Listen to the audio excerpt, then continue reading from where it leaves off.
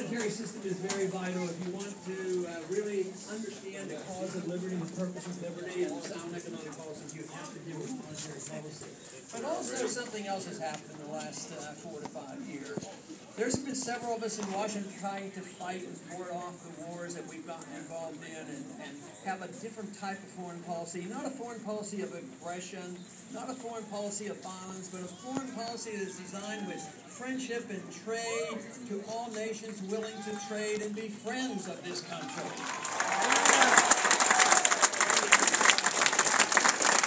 For some reason, there's still a lot of people in Washington that don't quite understand that we are less respected and less liked when we invade countries, bomb countries, occupy countries, tell other people what to do, bribe their dictators. So there's another option.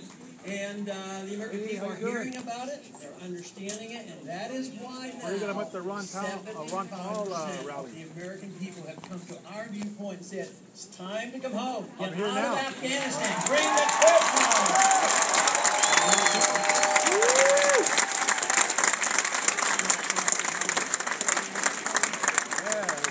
So there is a definite different attitude with economic policy, the Federal Reserve, and also the foreign policy.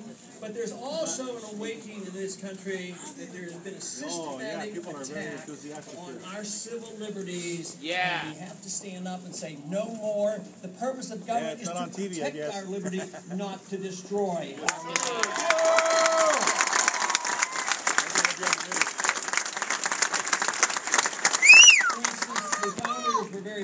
I'll let you go. They wanted privacy. They didn't want the king and the military coming into their homes without permission and without warrants. And yet today, we're living under a law that says that the Fourth Amendment has very little meaning, and the president and the executive branch can do just about whatever they want. This is the reason I have talked about before it was passed and since it's been passed, and I believe it should be one of the first things that we repeal once in office, and that is getting rid of the Patriot Act.